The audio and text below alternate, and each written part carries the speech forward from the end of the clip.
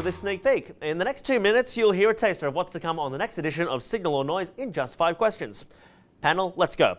The ASX 200's dividend yield is now running some 70 basis points below its long-running average. Michael Price from Ausbil, is that a signal or noise? I think it's a signal, and I think it's a positive signal because I think it will get back into the range as dividends increase. Dr. Shane Oliver from AMP, what do you think, signal or noise? Look, I'd have to agree with Michael. It is a signal. It does provide you with some warning that there might be a bit of volatility in the market in the short term because valuations are a little bit stretched. But I think it's also telling us that we are going to see a pickup in earnings as we go into next year and therefore stronger dividends. Amy Sir Patrick of Pendle Group, what do you think, signal or noise? It's a signal, but unfortunately it signals that longer term returns are going to fall because they always follow where yields go. Second data point, now the Australian 3-year yield up something in the neighbourhood of 37 basis points so far this year, indicating that bond prices are continuing to fall.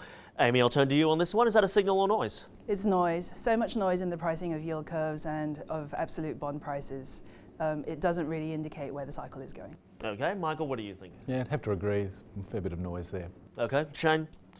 All noise. The yield curve has been a very, very poor predictor of the Australian economy, so I wouldn't take too much signal from that. Sure. A top term deposit rate in Australia can still pay you over 5%, even though the next move for rates is most likely down. Shane, is that a signal or noise? I think it's mainly noise. It just tells us where we are at present. It doesn't give you much guidance to the future. Yes, you can lock in at those rates, all very good, but then you've got the question what you do at the end, so it's not going to tell you much about that. Amy, where do you fall in this, signal or noise? Definitely noise. It locks you into those rates today, but it locks you out of opportunities tomorrow. And Michael, what do you think, signal or noise? Yes, it's noise. Tells you that inflation is high now, but doesn't tell you where it's going in future. All right, and last one then, everybody. Over a 5-year time horizon, what do you think the best income-paying asset will be and why? And Michael, I'll turn that to you first. Well, I actually think the best asset would be an active dividend income fund. Very good. But if I have to name an individual security, one I quite like at the moment is Origin Energy. Definitely a benefit of the energy transition, very high fully franked yield and plenty of strings to its bow to deliver some growth for a number of years to come. Okay. Shane, what do you think? The best income paying asset for the next 5 years? I would probably say a relatively new asset called private debt. Just be aware that is a relatively new asset. It could be quite volatile.